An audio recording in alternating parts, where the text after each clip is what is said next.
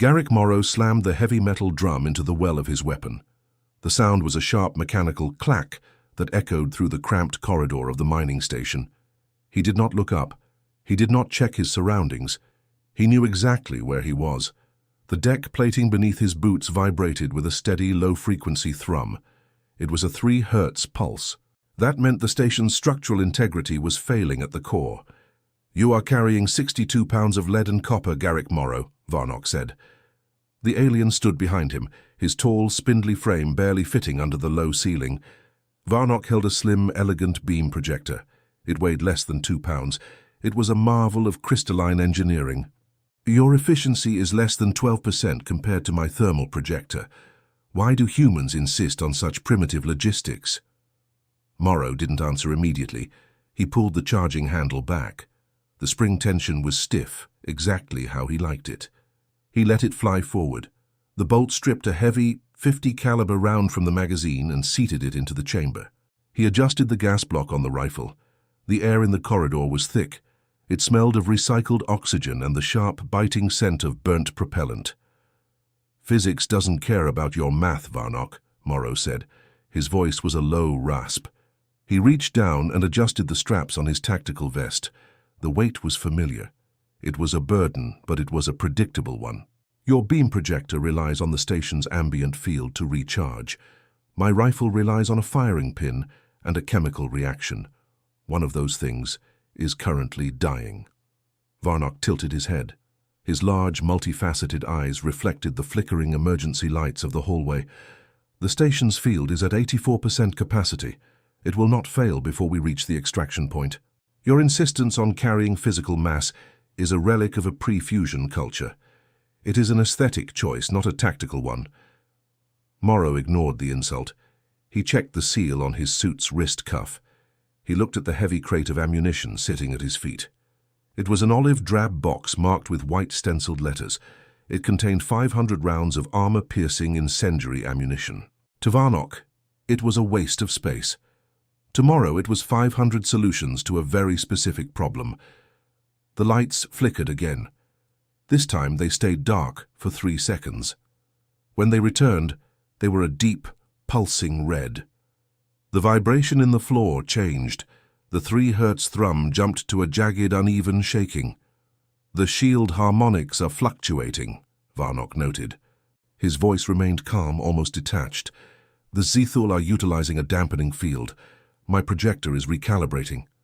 "Recalibrating won't help when they get inside the skin of the ship," Morrow said. He picked up the ammunition crate. He shifted the weight, feeling the familiar strain in his lower back. He was 45 years old. His knees hurt every morning, but he knew how to move with a load. He knew how to pace his breathing. The door at the far end of the corridor buckled. It didn't melt. It didn't vaporize. It groaned under the pressure of a massive physical force. Something on the other side was hitting it with the force of a hydraulic press. Varnock raised his beam projector. A faint blue glow began to hum at the tip of the crystal. "I will neutralize the breach. My projector will ionize their nervous systems instantly. Please step aside to avoid the backscatter." Morrow didn't step aside. He knelt. He braced his left shoulder against the cold, vibrating bulkhead. He positioned the rifle on a bipod he had welded to the barrel himself. He didn't use the electronic sight. He flipped up the iron sights. Electronics could be jammed. A piece of notched steel could not. "She told you this would happen," Morrow said, referring to the indirect warnings from Ardis Vale, the station's chief engineer. She had made it clear during the briefing that the Zethul were not just energy-based entities. They were armored. They were heavy. "Ardis Vale is prone to human pessimism," Varnock replied. The blue glow of his weapon intensified. "The Zethul are a level 4 energy-dominant species. Kinetic weapons are inefficient against their shimmering displacement fields." The door groaned again. A seam appeared in the center. A thick, obsidian-colored claw forced its way through the gap. It wasn't made of light, it was made of dense biological chitin. It looked like polished basalt. Varnock fired. A brilliant streak of blue energy slammed into the door. The air hissed as the beam ionized the oxygen. The claw glowed white-hot for a second. The Zethul on the other side didn't scream. It didn't recoil. It simply pushed harder. The beam reflected off the creature's hide, splashing harmlessly against the walls. The blue light scattered, filling the hallway with a blinding, useless glare. "The refraction index is too high," Varnock said. There was a hint of something new in his voice. It wasn't fear yet. It was confusion. "My sensors indicated they were susceptible to thermal shock." "They are," Morrow said. He didn't blink. He watched the gap in the door widen. "You just have to get past the shell first." The door finally gave way. It tore off its hinges with a scream of tortured metal. 3 Zethul warriors surged into the corridor. They were massive, 6-legged nightmares covered in overlapping plates of dark armor. They didn't move like animals. They moved like machines. Their displacement fields flickered around them, a hazy distortion that made them look like they were underwater. Varnock fired again, a continuous stream of energy. The beam hit the lead Zethul square in the chest. The creature's displacement field absorbed the heat, glowing a dull orange, but it didn't slow down. It raised a massive limb to strike. "Varnock, get down," Morrow commanded. The alien didn't move fast enough. Morrow reached out, grabbed the back of Varnock's slender neck, and yanked him to the floor. Morrow squeezed the trigger. The corridor exploded with sound. It wasn't the elegant hum of a laser. It was the violent, rhythmic thunder of a heavy machine gun. The muzzle flash was a blinding strobe light. Each round left the barrel at almost 3,000 feet per second. The first bullet struck the lead Zethul's displacement field. The field was designed to disperse energy. It was not designed to stop a 2-ounce slug of hardened tungsten moving at Mach 3. The field shattered like glass. The second bullet hit the creature's chitinous chest plate. The armor resisted for a microsecond before the kinetic energy forced it to fail. The shell cracked. The third bullet entered the soft tissue beneath. The incendiary tip ignited, turning the creature's internal fluids into expanding steam. The lead Zethul didn't just stop. It was thrown backward by the sheer physical momentum. It slammed into the 2 creatures behind it. Morrow didn't stop firing. He worked the trigger in controlled 3-round bursts. Thump, thump, thump, thump, thump, thump. The hallway filled with smoke. The smell of sulfur and hot metal drowned out the ozone. Morrow felt the recoil vibrating through his bones. It was a physical conversation between him and the machine. He adjusted his aim by a fraction of an inch, tracking the second creature as it tried to scramble over its fallen comrade. The armor-piercing rounds tore through the Zethul like they were made of parchment. Green, viscous fluid sprayed against the walls. The creatures, so feared for their ability to ignore energy weapons, were being dismantled by simple, brutal physics. Varnock watched from the floor. He saw a spent shell casing bounce off the deck and land near his hand.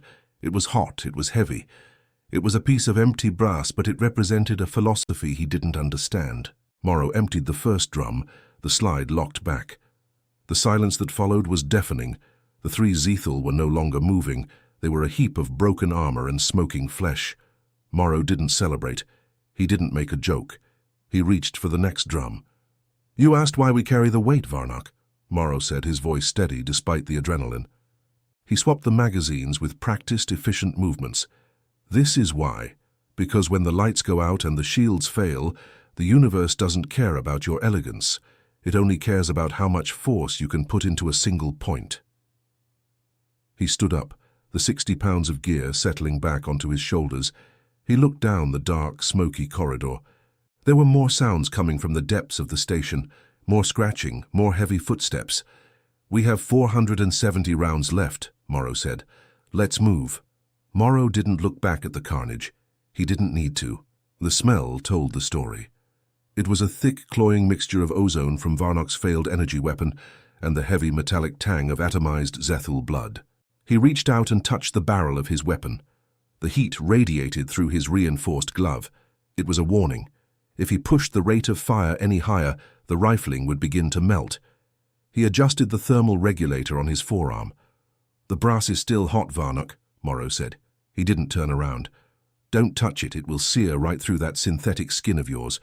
Varnock stood up slowly. His movements were jerky, lacking their usual fluid grace. The alien looked at the floor, where dozens of spent shell casings lay scattered like gold coins in the dim light. To Varnock, they were waste. To Morrow, they were the echoes of a problem solved. The displacement field, Varnock whispered. His voice was a series of harmonic clicks and whistles, translated by the small device on his throat.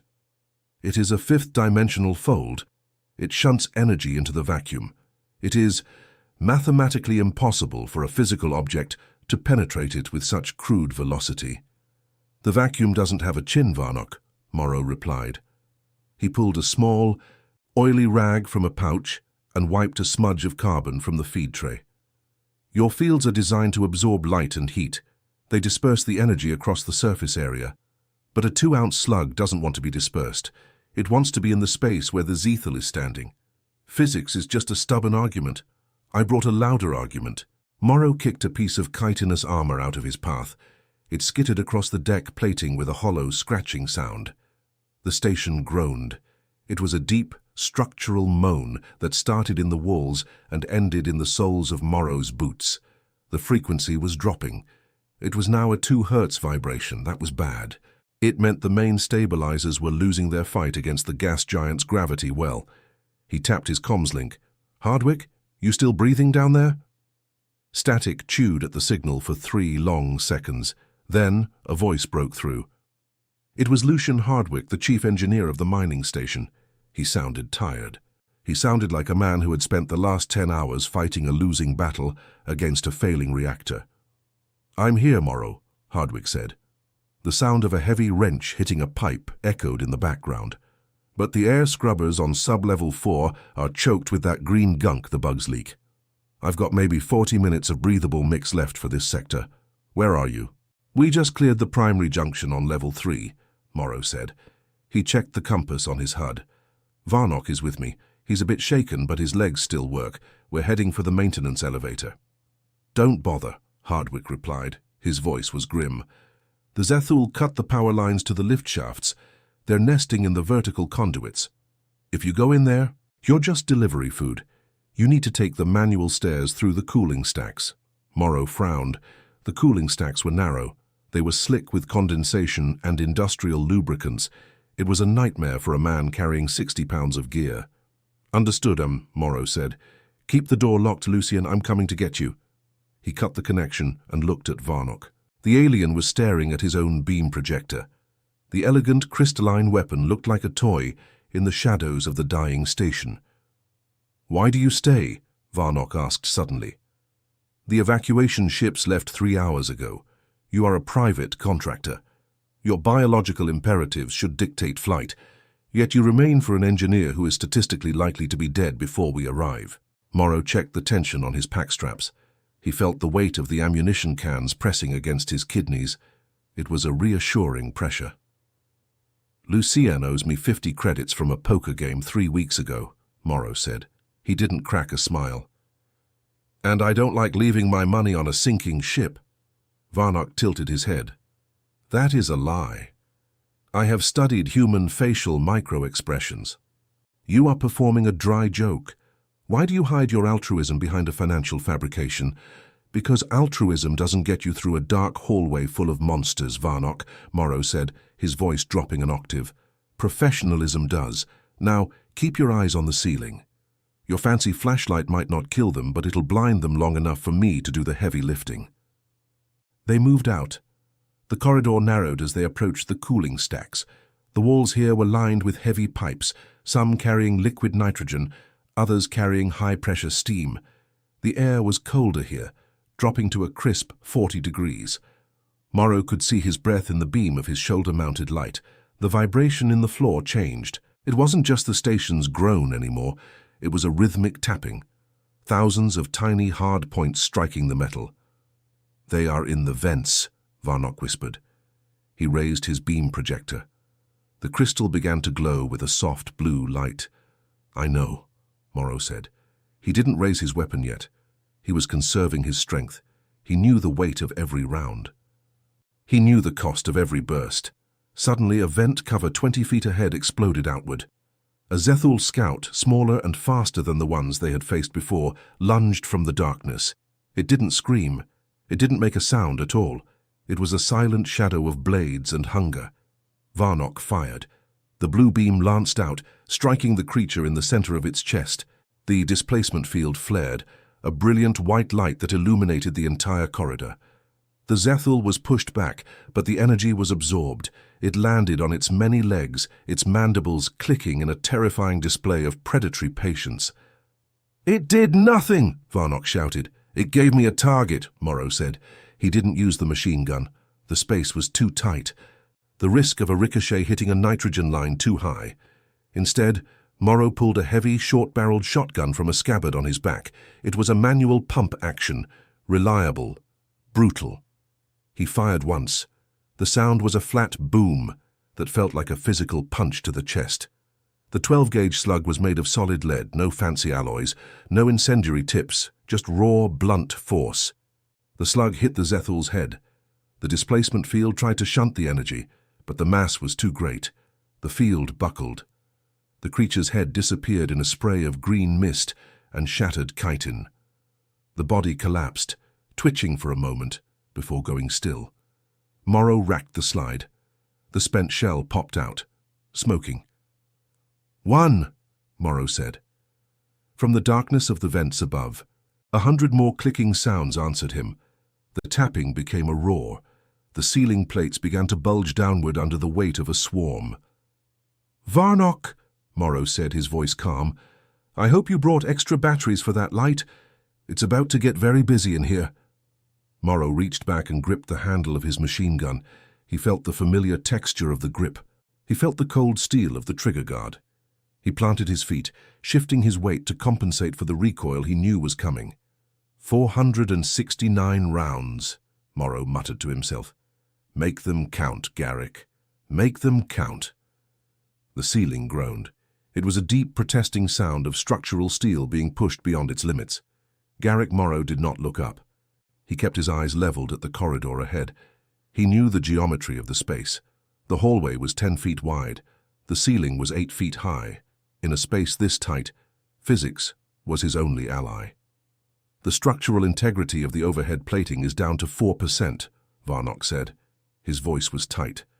The alien was trembling. It was a fine, high-frequency vibration of his limbs. "My sensors show 300 distinct heat signatures directly above us. They are not scouts, Morrow. They are the primary assault brood." "Get behind the cooling manifold," Morrow ordered. He didn't turn his head. "Now." Varnock hesitated. He looked at the slim, elegant beam projector in his hand. The blue crystal was pulsing rapidly. It was trying to recalibrate for the density of the Zethul carapaces. "My weapon is more efficient at long range. I should stay in the open to maintain a clear line of sight." "Your weapon is a flashlight in a storm, Varnock. Move." Morrow grabbed the alien by the shoulder. He shoved him toward a thick, insulated pipe. The pipe was labeled liquid nitrogen, high pressure. It was a dangerous piece of cover. If a bullet hit it, the room would turn into a frozen tomb in seconds. But it was the only thing solid enough to stop a Zethul charge. Morrow knelt. He kicked the bipod of his machine gun into place. The metal legs locked with a heavy clink. He rested the weapon on a low-maintenance crate. He checked the feed tray one last time. The belt of ammunition was a long, shimmering snake of brass and lead.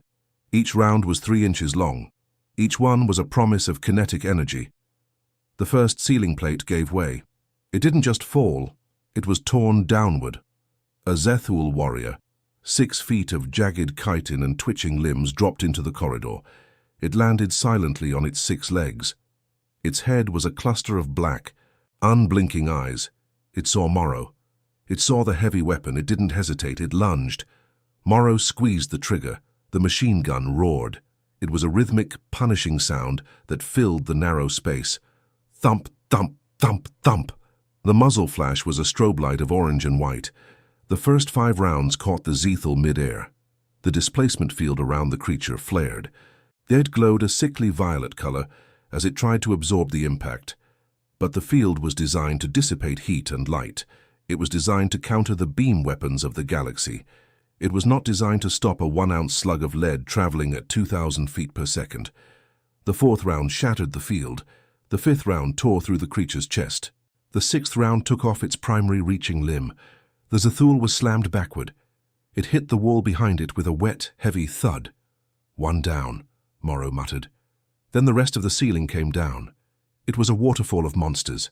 They poured from the vents, they crawled over each other. They filled the corridor from wall to wall. The sound of their clicking mandibles was like 1,000 dry sticks breaking at once. "Fire!" Morrow shouted. Varnock stepped out from behind the pipe. He raised his beam projector. A lance of blue light shot out. It hit a Zethul in the front rank. The creature stumbled. Its carapace turned a glowing cherry red.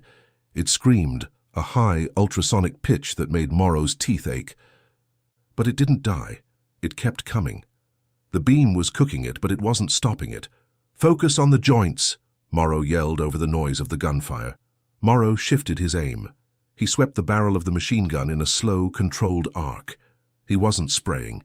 He was painting a line of death across the corridor. He fired in 3-round bursts. Thump, thump, thump. Thump, thump, thump. The floor began to disappear under a layer of spent brass casings. They bounced off the metal deck plates. They made a sound like rain on a tin roof. The air became thick with the smell of cordite. It was a sharp, acidic scent that burned the back of Morrow's throat. A Zethul leaped from the wall. It bypassed Varnock and aimed straight for Morrow. Morrow didn't panic. He let go of the machine gun's spade grip with his right hand. He reached for the heavy pistol on his hip. It was a .45 caliber semi-automatic. He pulled it from the holster and fired twice. The first shot hit the creature's underside. The second shot hit its central nerve cluster. The Zethul collapsed in a heap of twitching legs just 3 feet from Morrow's boots. "They are too many," Varnock cried out. His beam weapon was flickering, the blue light was dimming. "My projector is overheating. The thermal sink cannot keep up with the discharge rate." "Then stop thinking like a scientist and start thinking like a cornered animal," Morrow shouted back. He reached into a pouch on his chest. He pulled out a small, heavy cylinder. It was a fragmentation grenade. He pulled the pin with a sharp tink. He held the lever down for 2 seconds. He counted the heartbeats. 1, 2. He tossed the grenade into the thickest part of the swarm. "Cover!" Morrow dived behind the crate. Varnock ducked behind the nitrogen pipe. The explosion was not loud. In the vacuum of space, it would have been nothing, but inside the pressurized mining station, the shockwave was a physical blow. It rattled the pipes. It cracked the glass on a nearby pressure gauge. The swarm was momentarily silenced. A dozen Zethul were shredded by the steel ball bearings packed inside the grenade. Green blood, thick and viscous, coated the walls. Morrow was back on the machine gun before the smoke had even cleared. He saw a gap in the swarm. He saw a chance to move. "We need to get to the junction," Morrow said. He began to stand up, keeping the machine gun tucked into his shoulder. "If we stay here, they'll just drop more of them behind us. We need a bottleneck." "My weapon is at 80% capacity," Varnock said. He looked shaken. His large eyes were darting back and forth. "I have only 12 shots remaining before a full cooling cycle is required." 12 shots, Morrow. That is not enough." Morrow looked at the alien. He looked at the high-tech toy in Varnock's hand. Then he looked down at his own belt of ammunition. He had about 300 rounds left. "I have enough for both of us," Morrow said. He kicked a pile of empty brass out of his way. "Stay on my left. If anything gets close, use your light to blind them. I'll do the rest." They began to move. It was a slow, agonizing crawl. Every 5 feet a new Zethul would emerge from a shadow or a vent. Morrow would meet them with a burst of lead. He was precise. He was efficient. He didn't waste a single grain of powder. He felt the heat radiating from the barrel of his gun. It was a dull red glow in the dim light of the corridor. He could feel the vibration of the weapon in his bones. It was a steady, reassuring pulse. 30 feet to the junction," Morrow said. The floor beneath them buckled.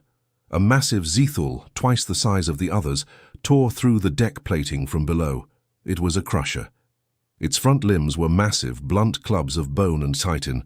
It rose up, blocking the entire hallway. Varnock fired his beam. The blue light hit the crusher's head. The creature didn't even flinch. It swung one of its massive limbs. It hit the nitrogen pipe next to Varnock. The pipe hissed. A cloud of white vapor began to spray out. "Morrow!" Varnock screamed. "Get down!" Morrow didn't use the machine gun. The crusher was too close. The bullets might spark against the metal and ignite the escaping gases. Instead, he reached for a long, serrated knife at his belt. In his other hand, he held the short-barreled shotgun. He didn't aim for the head. He aimed for the breach in the nitrogen pipe. He fired the shotgun. The blast of the shell didn't hit the creature. It hit the valve handle of the pipe.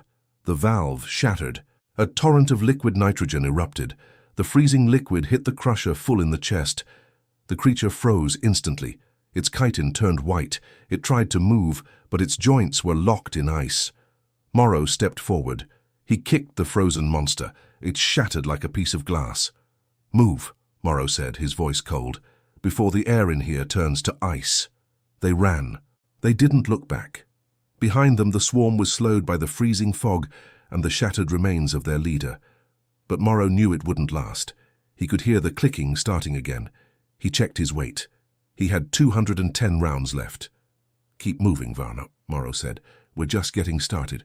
The transition from the freezing fog of the ruptured nitrogen line to the humid heat of the main corridor was like hitting a wall.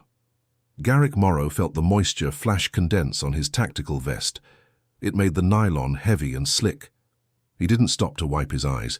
He kept his boots moving in a rhythmic, heavy cadence against the deck plating. Each step was a deliberate calculation of friction and momentum. "The junction is just ahead," Morrow said. His voice was a low growl that barely carried over the groan of the station's dying support beams. "Keep your eyes on the overhead vents. They like the height." Varnock scrambled to keep pace. The alien's long, multi-jointed legs clicked rapidly against the metal. He looked back once. The white mist was already turning grey as the Zethal swarm pushed through the frozen debris of their fallen kin. "My projector has entered a forced cooling state," Varnock reported. His tone was tight, with a clinical kind of panic. "The internal crystals are fractured. The thermal expansion from the last shot was too rapid. It is useless for at least 4 minutes. Morrow didn't look back. He reached the heavy blast door of Junction 7. It was half-shuttered. A thick hydraulic piston had seized mid-cycle. The smell here was different. It was the sharp metallic tang of scorched copper and the ozone of a short-circuiting power relay. 4 minutes is a lifetime, Morrow said. He dropped to one knee. The weight of his pack shifted. He felt the familiar pull of the straps against his collarbones. He set the machine gun on its bipod. The metal legs snapped into place with a sharp double clack. He wasn't looking for a graceful solution. He was looking for a field of fire. "Get behind the primary intake housing," Morrow ordered. He pointed a gloved finger toward a massive cylindrical pump. "If they breach the door, stay low. The ricochets will be unpredictable." Varnock obeyed. He crouched behind the machinery. His large, pale eyes watched Morrow's hands. The human was moving with a terrifying, mechanical economy. Morrow opened the top cover of his weapon. He checked the feed tray. He adjusted the belt of ammunition, ensuring the first round was perfectly aligned with the bolt face. "You are preparing for a static defense," Varnock said. "The math does not support this, Morrow. There are hundreds of them.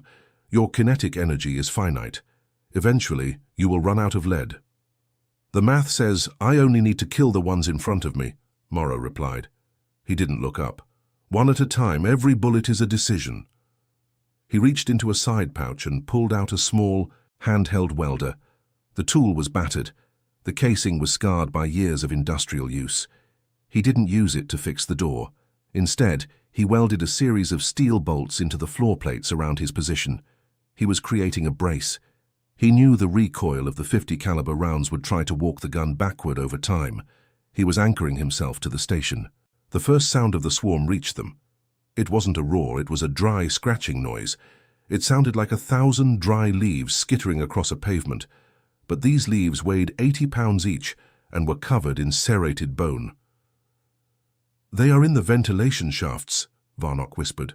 Morrow didn't flinch. He adjusted the dial on his optical sight.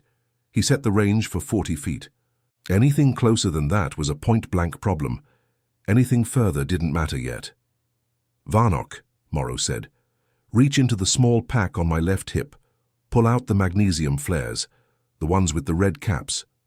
The alien moved. His thin fingers fumbled with the heavy canvas of the human's gear. He pulled out 3 cylinders. They felt cold and heavy in his grip. "Twist the caps. Throw them 20 feet down the hall. Do it now," Morrow commanded. Varnock stood just enough to hurl the flares. They skittered across the deck. 3 seconds later, The corridor erupted in a blinding violet-white glare. The magnesium burned at over 3,000 degrees. It didn't just provide light, it created a thermal barrier that confused the Zethel's heat-sensitive pits. The scratching stopped for a heartbeat. Then the first Zethul dropped from a ceiling vent. It landed right in the center of the white light. It hissed, its mandibles clicking in a frantic, disjointed rhythm. Morrow squeezed the trigger. The sound was not a single noise, it was a physical force. The muzzle blast sent a shockwave through the air that rattled Varnok's internal organs. The heavy slug hit the Zethul in the center of its thorax. The creature didn't just die, it disintegrated. The kinetic energy of the half-inch-wide lead projectile turned the alien's internal fluids into a high-pressure spray. "One," Morrow said under his breath. He fired again. A short, 3-round burst. The recoil shook his entire frame, but the welded braces held the gun steady. The spent brass casings ejected from the side of the weapon. They hit the floor with a bright musical ping that repeated every half-second. "The light is fading," Varnok shouted. The magnesium flares were burning through the thin floor plating, melting the metal into glowing slag. "I don't need the light anymore," Morrow said. "I have the rhythm." He shifted his aim. He wasn't firing at individual targets now. He was firing at the gaps in the shadows. He was creating a wall of lead. The air in the junction began to haze with the blue smoke of burnt cordite. It tasted like sulfur and old pennies.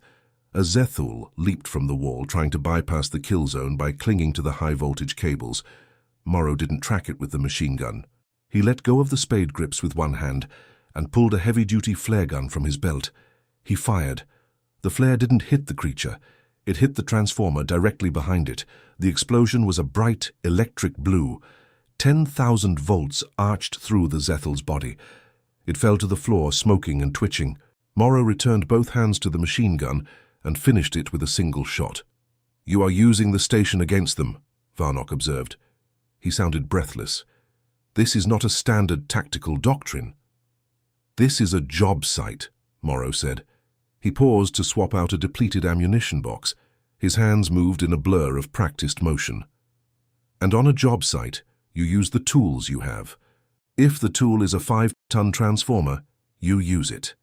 He slammed the feed tray cover shut. The mechanical thud was the most honest sound in the universe. 140 rounds left, Morrow said. He wiped a smear of black ichor from his cheek. "The big ones are coming. I can feel the deck vibrating. They're bringing a siege beast." Varnok looked at the sensor readout on his wrist. "I see a massive thermal signature. It is approaching from the sub-level. It is moving through the structural supports." Morrow nodded. He reached for a heavy wrench on his belt and began to loosen a bolt on the primary steam line next to his head. "Good," Morrow said. "I was wondering when they'd get serious." The heavy wrench bit into the hex head bolt. Morrow threw his weight against it. The metal groaned, a high-pitched protest that cut through the low rumble of the approaching siege beast.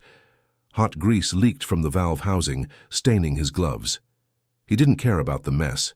He cared about the 400 pounds per square inch of superheated steam sitting behind that steel plate. "The creature is 30 meters below us," Varnok said. His voice was thin, vibrating with the resonance of the station's deck. "It is moving through the primary support struts. It is not seeking us. It is seeking to collapse this entire section." "It's a smart play," Morrow grunted. He gave the wrench another sharp tug. The bolt snapped free. He moved to the next one. "Take out the floor and the gravity does the killing for you. Low cost, high yield." Varnok adjusted the settings on his crystalline projector. The faint blue light of the device flickered. "My weapon will not penetrate the structural plating of a Bronzeth-class siege beast. Its carapace is reinforced with silicate deposits. My thermal beam will merely scatter." Morrow didn't look up. He moved to the third bolt. "Your gun is a scalpel, Varnok. It's for surgery." "This isn't surgery. This is a demolition job." The floor beneath them buckled. A section of the heavy grating warped upward, the steel screaming as it twisted. Something massive was pushing from below. The sound was like a freight train hitting a mountain. A dull, rhythmic thudding followed. The Bronzeth was using its head as a battering ram. Morrow dropped the wrench. He grabbed the spade grips of his machine gun. He didn't aim at the warped floor. He aimed at the steam pipe he had just loosened. "When that thing breaks through, the pressure differential is going to change," Morrow said. He spoke calmly, as if he were explaining a plumbing schematic. "The steam is going to want to go to the path of least resistance. I'm going to make sure that path goes through the beast's eyes." "You are gambling on the structural integrity of the bypass valve," Varnock noted. He stepped back, his long limbs trembling. "If the flange fails prematurely, we will be boiled alive before the creature even arrives." "Engineering is just a series of calculated risks," Morrow replied. The deck shattered. A massive, chitinous head erupted through the floor. It was 3 feet wide, covered in jagged bronze-colored plates that looked like rusted armor. It didn't have eyes in the traditional sense. It had a row of vibrating sensory pits that glowed with a dull internal heat. The Bronzeth let out a sound that wasn't a roar. It was a subsonic vibration that rattled Morrow's teeth and made his vision blur. Morrow didn't flinch. He waited. The beast heaved its bulk upward. It wedged its massive front claws into the gaps in the deck, tearing the thick steel like it was wet cardboard. The smell hit them then. It was the stench of ammonia and rotting vegetation, thick enough to gag a man. "Now," Morrow whispered. He didn't fire at the beast. He fired a single, precise shot at the loosened flange of the steam pipe. The heavy 50 caliber round struck the remaining bolt with the force of a hammer.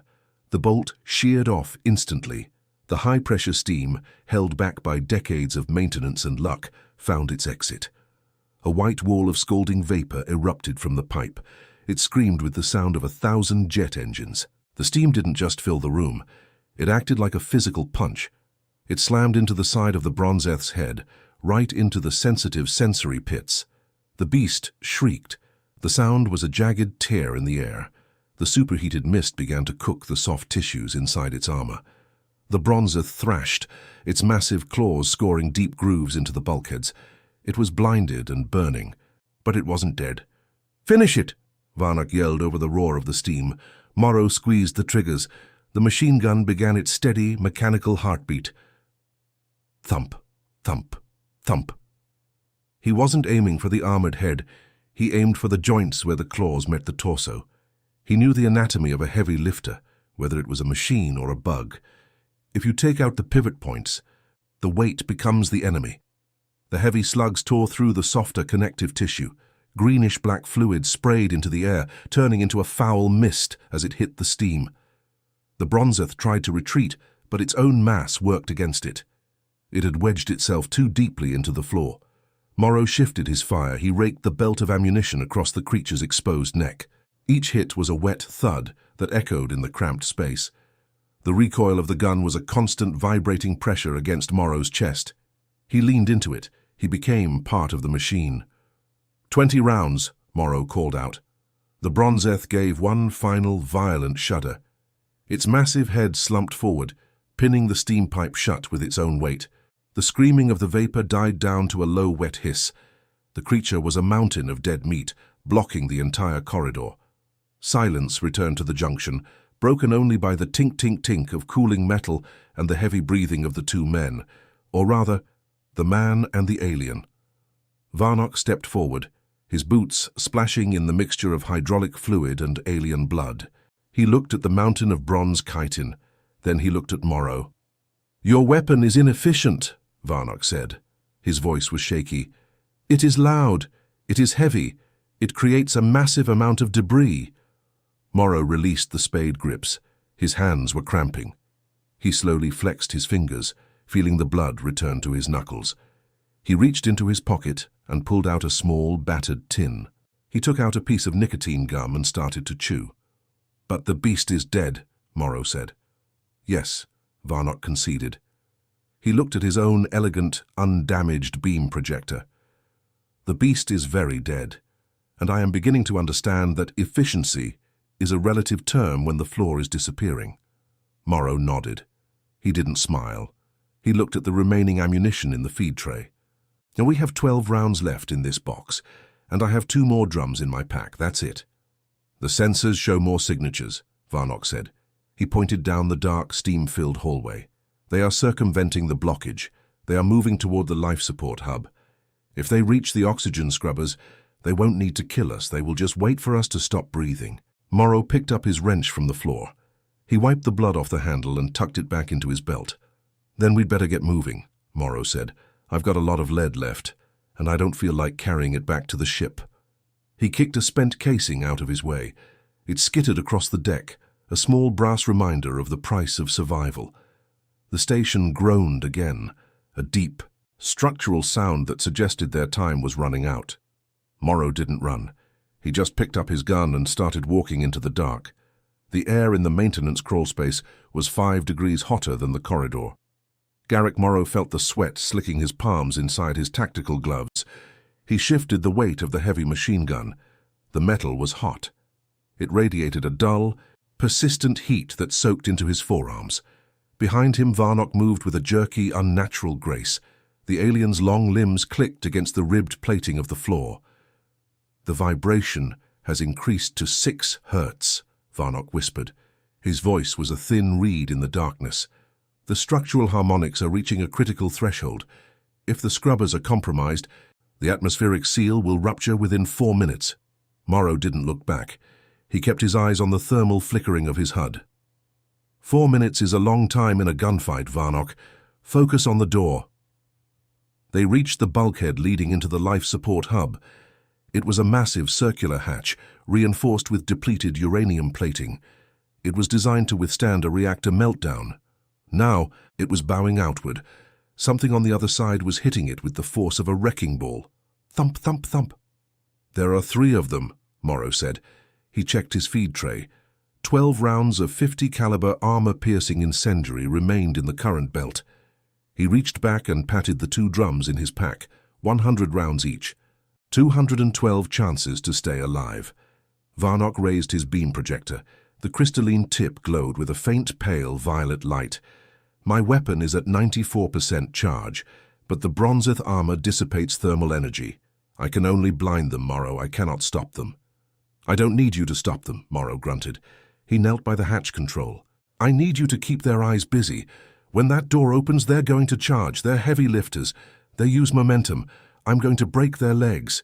You aim for the sensor stalks. Morrow slammed his fist against the emergency release. The locking lugs rotated with a screech of protesting metal. The hatch didn't just open.